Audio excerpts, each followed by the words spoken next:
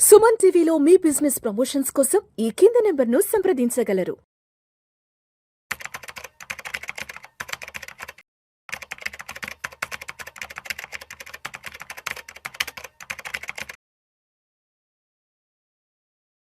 Suman TV ప్రేక్షకులకు స్వాగతం. September 30, 2026 తర్వాత నిఫ్టీ 50లో, నిఫ్టీ నెక్స్ట్ 50లో కూడా మార్పులు చేర్పులు రాబోతున్నాయి. ఇది చాలా కీలకమైన మార్పులు. కొన్ని కంపెనీలు ముందుకొస్తున్నాయి, కొన్ని కంపెనీలు నిఫ్టీ 50 నుంచి కిందికి వెళ్ళిపోతూ ఉన్నాయి. ఈసారి మాత్రము ఒక ఇంపార్టెంట్ థింగ్ ఏంటంటే నిఫ్టీ 50లోంచి విప్రో ఐటీ దిగ్గజం, ఇది అందరికీ తెలుసు. ఇది నిఫ్టీ 50 నుంచి కిందికి వెళ్ళిపోతూ ఉంది. బీఎస్సీ ఏదైతే స్టాక్ ఎక్స్చేంజ్ కంపెనీ, అది నిఫ్టీ 50లోకి వస్తూ ఉంది. సో ఇది దేని మార్పుకు సంకేతము, దీనివల్ల ఇంప్లికేషన్స్ ఏంటి, అట్లాగే నెక్స్ట్ 50లో కూడా ఏమైనా చేంజెస్ జరుగుతున్నాయో కూడా ఈ వీడియోలో తెలుసుకుందాం. ఈ వీడియో చివరి వరకు చూడండి. మీ ఇన్వెస్టర్ ఫ్రెండ్స్ ఎవరైతే స్టాక్స్లో ఇన్వెస్ట్ చేసిన వాళ్ళకి ఈ వీడియో తప్పకుండా ఫార్వర్డ్ చేయండి. వాళ్ళు కూడా ఈ చేంజెస్ ఏంటో తెలుసుకోనండి. దానివల్ల ఉండే ఇంప్లికేషన్స్ ఏంటి ఆ స్టాక్స్ మీద, కానీ ఆ స్టాక్స్ ఏమైనా పెరిగాయా కానీ, ఆర్ తగ్గాల అవసరం ఉందా, ఆర్ ఇది మార్పు అనేది ఏదైనా ఫండమెంటలీ ఏదైనా ప్రాబ్లం ఉందా కంపెనీలో కూడా ఈ వీడియోలో నేను క్లియర్గా చెప్తాను. సో ఒకటి ఏంటంటే, ప్రతి సంవత్సరం నిఫ్టీ 2 సార్లు అంటే సెమీ యాన్యువల్గా మార్పులు జరుగుతూ ఉంటాయి. సో అక్టోబర్ 11 మొన్న ఈ నిఫ్టీ ఇండిసెస్ లిమిటెడ్ ఏదైతే ఉందో తన సెమీ యాన్యువల్ ఇండెక్స్ రివ్యూ చేసింది. అందులో ఒక కీలక ప్రకటన ఏంటంటే, నిఫ్టీ 50లోంచి విప్రో తొలగించబడుతుంది. దాని బదులుగా బీఎస్సీ లిమిటెడ్ చేరనుంది సెప్టెంబర్ 30 నుంచి అనమాట. సో ఇదేంటంటే Nifty index maintenance sub committee రొటీన్గా చేసే కార్యక్రమమే. ఎవ్రీ 6 మంత్స్కి ఒకసారి జరుగుతూ ఉంటుంది. ఎందుకంటే బెంచ్ మార్క్ ఇండెక్స్లోకి నేరుగా ఒక స్టాక్ ఎక్స్చేంజ్ ఈసారి బీఎస్సీ రావడం అనేది ఫస్ట్ టైము, ఒక అరుదైన ఇంతవరకు లేదు. ఇంకా ఎన్ఎస్సి లిస్టే అవ్వలేదు. లిస్ట్ అయిన ఒకటే పెద్ద stock exchange, major stock exchange BSE. So Nifty 50లో చేరాలంటే ఒక కంపెనీకి ఉండాల్సిన లక్షణాలు ఏంటి అంటే, టెక్నికల్గా చూసుకుంటే ఫ్రీ ఫ్లోట్ ఏదైతే ఉందో, free float market capitalization, total market capitalization కాదు. అందరూ ఇది తెలీదు ఈ కాన్సెప్ట్. ఏంటంటే టోటల్ మార్కెట్ క్యాప్ ఒకటి separate, free float market cap separate. సో ఇక్కడ మనము ఇందులో ఇండెక్స్లో చేర్చాలంటే ఓన్లీ చూసేది ఫ్రీ ఫ్లోటే, టోటల్ క్యాపిటలైజేషన్ కాదనమాట. సో ఇది అతి చిన్న కాన్స్టిట్యూంట్ ఏదైనా సరే అందులో దానికన్నా 1.5 టైమ్స్ ఉండాలి. సో అది కూడా ఏంది, 6 మంత్స్ యావరేజ్ తీసుకుంటారు. ఆ లెక్కన నిఫ్టీ ఫ్యూచర్ అండ్ ఇంకోటి నిఫ్టీ ఆప్షన్స్ అండ్ ఫ్యూచర్స్లో కూడా ఈ స్టాక్ ట్రేడ్ అవుతూ ఉండాలి. సో ఇవన్నీ చూసుకుంటే బీఎస్సీ సగటు ఫ్రీ ఫ్లోట్ ఏదైతే ఉందో 1,40,000 కోట్ల పైన ఉంది. ఇది విప్రో సగటు ఏదైతే ఉందో దాని 55,939 ఫ్రీ ఫ్లోట్ది. దానికన్నా దగ్గర 3 రెట్లు అయిపోయింది, 2.5 రెట్లు అయింది. అంటే ఫ్రీ ఫ్లోట్ కావాల్సింది ఓన్లీ 1.5 టైమ్స్. ఇది ఆల్రెడీ 2.5 టైమ్స్ ఉంది. కాబట్టి విప్రో స్థానంలో బీఎస్సీకి అవకాశం ఇస్తున్నారు. విప్రోలో, ఎన్ఎస్సిలో, ఇండెక్స్లో 50లో. ఇది ఒక మెకానికల్ ఫార్ములానే తప్ప దీనివల్ల విప్రో ఏదో ప్రాబ్లం ఉంది, ఫండమెంటల్గా కంపెనీలో రన్నింగ్లో ఏదైనా తేడా ఉంది, రిటర్న్స్లో రేపు ఏమైనా తేడా వస్తుందనేది అస్సలు కాదు. విప్రో ఏమంటారు, ఏదో భయానికి, ప్యానిక్కి అమ్మాల్సిన అవసరం అస్సలు లేనే లేదు. ఇదేంటంటే పెద్ద ఐటీ కంపెనీస్ ఏవైతే ఉన్నాయో రీసెంట్గా వచ్చిన కరెక్షన్ వల్ల వాటి మార్కెట్ క్యాప్ అయితే తగ్గింది. అంతే తప్ప ఈ కంపెనీ యొక్క స్పెసిఫిక్ ఇష్యూ అయితే ఏమీ లేదు. సో ఇక్కడ చూసుకుంటే ఇది ఎందుకు ఇంపాక్ట్ ఎక్కువ అవుతుందంటే, ఆల్ ప్యాసివ్ ఫండ్స్ ఏవైతే ఉంటాయో, ఈటీఎఫ్స్ ఏవైతే ఉంటాయో అవన్నీ కూడా ఈ చేంజెస్ని రిఫ్లెక్ట్ అయ్యేట్టు అవి కూడా మార్చాల్సిందే. వాటి ఇండెక్స్లో విప్రోని తీసేసి బీఎస్సీని యాడ్ చేయాల్సిందే. సో ఈ అంచనాల ప్రకారం చూసుకుంటే ఏంటంటే, బీఎస్సీ వైపు నియర్లీ $741 మిలియన్ అనేది ఒక ప్యాసివ్ ఇన్ఫ్లోస్ రావచ్చు ఓన్లీ బీఎస్సీలోకి. అంటే దగ్గర 7,400 కోట్ల పైన బయింగ్ జరగచ్చు ప్యాసివ్ ఫండ్స్ ద్వారా.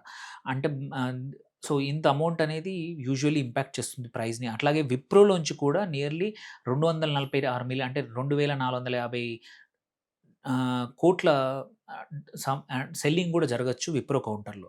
సో ఆబ్వియస్లీ ప్రైజింగ్ కొంచెం ఇంపాక్ట్ అవుతుంది. సెల్లింగ్ ఎక్కువ అవుతే ప్రైస్ తగ్గుతుంది, బయింగ్ ఎక్కువైతే ప్రైస్ పెరిగే అవకాశం జనరల్గా ఉంది కొనుగోలు అమ్మకాల వల్ల. సో అంతే తప్ప బిజినెస్ మోడల్లో ఇది ఒక జడ్జిమెంట్ అయితే కాదు బిజినెస్ మీద. సో ఈ షఫుల్ ఏదైతే ఉందో ఓన్లీ నిఫ్టీ 50కే పరిమితం కాలేదు. ఈవెన్ నెక్స్ట్ 50కి కూడా ఉందన్నమాట. సో ఈవెన్ నిఫ్టీ 100లో కూడా ఉంది. ఇందులో ఏంటంటే మనం చూసుకుంటే 5 స్టాక్స్ బయటికెళ్తున్నాయి. 5 కొత్తగా లోపలికొస్తున్నాయి. ఇందులో ఆహ్, ఏవైతే వెళ్తున్నాయి ఏంటంటే మాత్రం Indian hotels, Lodha developers, REC, Shri cement, అట్లాగే యునైటెడ్ స్పిరిట్స్. ఈ 5 నెక్స్ట్ 50 నుంచి కిందికెళ్తున్నాయి. ఇటాచీ ఎనర్జీ ఒకటి ఇండియా, అట్లాగే పాలీక్యాబ్ ఇండియా, వేదాంత అల్యూమినియం రీసెంట్‌గా డీమర్జ్ అయిన కంపెనీ, అట్లాగే వోడాఫోన్ ఐడియా కూడా, మళ్ళీ విప్రో కూడా ఇందులోకి చేరుతా ఉన్నాయి. విప్రో కిందికొస్తుంది. నెక్స్ట్ 50లోకి వస్తుందన్నమాట. సో, ఇంకా నెక్స్ట్ నిఫ్టీ 500లో మార్పులు మాత్రం చాలా పెద్దగా ఉంటాయి. ఎందుకంటే 500 యూనివర్స్‌లో కాలిక్యులేషన్స్ చూసుకున్న నంబర్ ఆఫ్ కంపెనీస్ ఎక్కువగా ఉంటాయి. ఇక్కడ నుంచి మాత్రం 27 స్టాక్స్ బయటికి వెళ్తా ఉన్నాయి. అట్లాగే 27 స్టాక్స్ కొత్తగా వస్తున్నాయి. బయటికెళ్తున్న వాటిలో మేజర్ కొన్ని కంపెనీల పేర్లు చెప్తాను. 3M ఇండియా గానీ, ఆదిత్య బిర్లా ఫ్యాషన్ గానీ, Bayer crop science, Bikaji foods, Blue డాట్ ఎక్స్‌ప్రెస్ లాంటి, Go Digit, Pfizer, Saregama India లాంటివి వెళ్ళిపోతున్నాయి కిందికి. నిఫ్టీ 500 కన్నా కిందికెళ్తున్నాయి.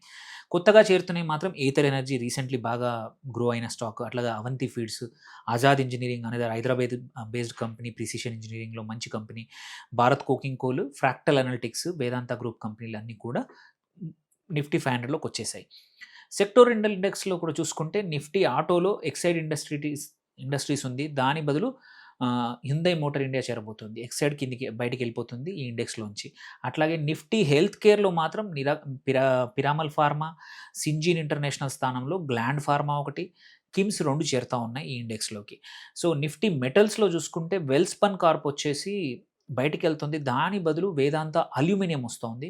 నిఫ్టీ ఎన్‌బీఎఫ్‌సిలో చూసుకుంటే నార్దర్న్ ఆర్క్ క్యాపిటల్, మళ్ళీ పైసాలో డిజిటల్, ఈ 2 కంపెనీలు చేరుతా ఉన్నాయి కొత్తగా. సో, ఈ లెక్కన చూస్తే క్వైట్ ఎ ఫ్యూ చేంజెస్ ఇండెక్స్‌ల్లో జరుగుతున్నాయి. సెక్టోరల్ ఇండెక్స్‌ల్లో జరుగుతున్నాయి. సో, ఇది ఎందుకు అంటే మాత్రం ఇంపాక్ట్ చూసుకుంటే విప్రో నిష్క్రమణ అనేది మాత్రం బ్రాడర్ కాంటెక్స్ట్‌లో హౌ ఏఐ వల్ల ఐటీ కంపెనీస్ యొక్క సర్వీసెస్‌లో ఉన్న కంపెనీస్ రెవెన్యూస్ ఎలా తగ్గిపోతున్నాయి అనేది ఒక ఎగ్జాంపుల్. ఈ లెక్కన ఇట్లాగే జరిగితే ఇంకా వేరే ఐటీ కంపెనీలు కూడా బయటికెళ్ళిపోతాయో తెలీదు. సో, బీఎస్ఈ ఎంట్రీ అనేది మాత్రం చూడాల్సింది ఏంటంటే క్యాపిటల్ మార్కెట్స్‌లో ఇన్వెస్టర్స్ పార్టిసిపేషన్ పెరుగుతా ఉంది. కన్సిడరింగ్ ఎన్ఎస్ఈ ఇప్పుడు కూడా లిస్ట్ అవుతుంటే మాత్రం క్యాపిటల్ మార్కెట్స్ యొక్క సిగ్నిఫికెన్స్ పెరుగుతా ఉంది అనేది మాత్రం ఈ నిఫ్టీ చేంజెస్ అనేది మాత్రం కొంచెం ఇండికేషన్స్ ఇస్తా ఉన్నాయి. ఇన్వెస్టర్స్‌గా మీకేమైనా ప్రభావం ఉందా చూసుకుంటే, మొదటిది సెప్టెంబర్ 29, 30 మధ్యలో మాత్రం విప్రోలో, బీఎస్ఈలో రెండిట్లలో కూడా అసాధారణమైన చేంజెస్ జరగబోతాయి. ప్రైజింగ్ జరగబోతుంది. వాల్యూమ్స్ పెరుగుతాయి. ఈ వాల్యూమ్స్ అనేది reflect only because of the changes. Other corporate actions వల్ల కానే కాదు. సెకండ్ వచ్చేసి ధరల వోలటిలిటీ కంపల్సరీ కనబడుతుంది. జాగ్రత్తగా ఉండాలి.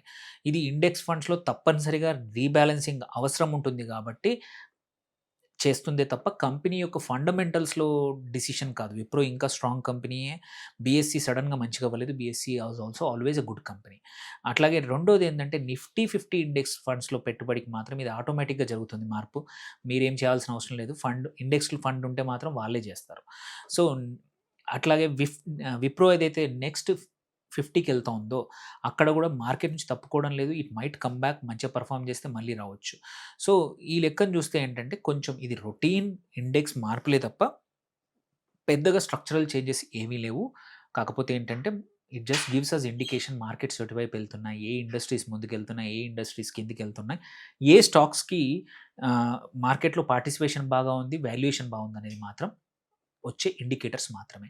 మీకు ఇంకా ఏమైనా క్వెషన్స్ ఉంటే తప్పకుండా రీచ్ అవ్వండి, పోస్ట్ చేయండి. అండ్ ఈ వీడియోని నలుగురికి షేర్ చేయండి. Thank you for watching. Signing off doctor Anil Kumar Bachu.